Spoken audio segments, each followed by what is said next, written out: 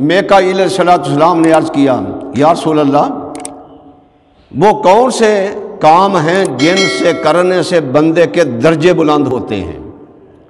حضور علیہ السلام نے فرمایا وہ بھی 3 کام ہیں۔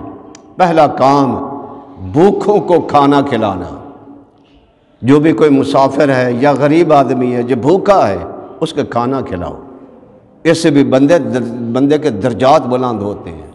اس لیے اللہ کے ولیوں نے یہ کام پکڑا ہوا ہے، اللہ کے ولیوں کے آستانوں پر جائیں تو بے تحاشا آپ کو لنگر ملے گا، دنیں کھائیں رات کھائیں، کیوں؟ انہیں پتہ ہے کہ یہ کھانا کھلانے سے انسان کا اپنا درجے بلند ہوتے ہیں، بھوکھوں کو کھانا کھلانا۔ اور دوسرا سلام کا پھیلانا، ہر ایک کو سلام کرنا جو مسلمان ہے، ذاتی مرتبہ ہے، لیکن آج کل اس دور کے اندر جس سے واقفیت ہو اسے سلام کیا جاتا ہے، دوسرے سے سلام بھی نہیں کیا جاتا۔ نہ ایسا مت کرو، ہر مسلمان سے افشوا السلام واطعموا الطعام۔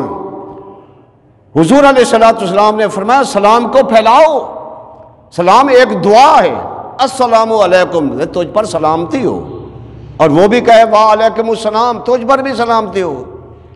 اور اگر الفاظ بڑھا دیے جائیں السلام علیکم ورحمۃ اللہ وبرکاتہ، تجھ پر سلامتی ہو، اللہ کی رحمت بھی ہو، اللہ کی برکت بھی ہو، اور وہ اس کا جواب اسی طرح دے، تو یہ مفت کی دعا تیرے لیے بھی اس کے لیے بھی دعا ہے۔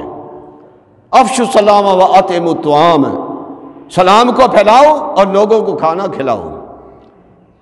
قرآن مجید کے اندر آتا ہے کہ جب جہنمی جہنم میں چلے جائیں گے اور جنتی جنت میں چلے جائیں گے، فیصلہ ہو چکا ہوگا، تو اس وقت جنتی جہنم والوں سے پوچھیں گے، سوال کریں گے ما سالککم فی سقر۔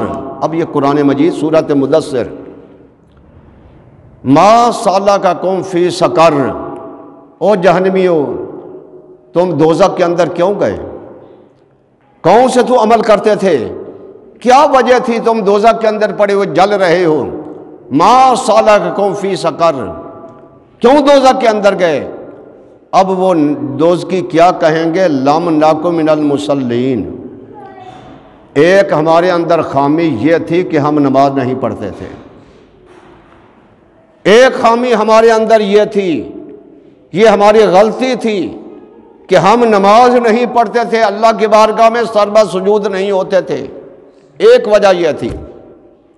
وَلَمْ نَكُن نُطْعِمُ الْمِسْكِينَ، اور دوسری خامی یہ تھی ہم مسکینوں کو کھانا نہیں دیتے تھے، آپ خود کھا لیتے تھے، غریبوں کو نہیں دیکھتے تھے، پڑوسیوں کو نہیں دیکھتے تھے، مسکینوں کو کھانا نہیں دے، مسافروں کو نہیں دیکھتے تھے، مسکینوں کو کھانا نہیں دیتے تھے۔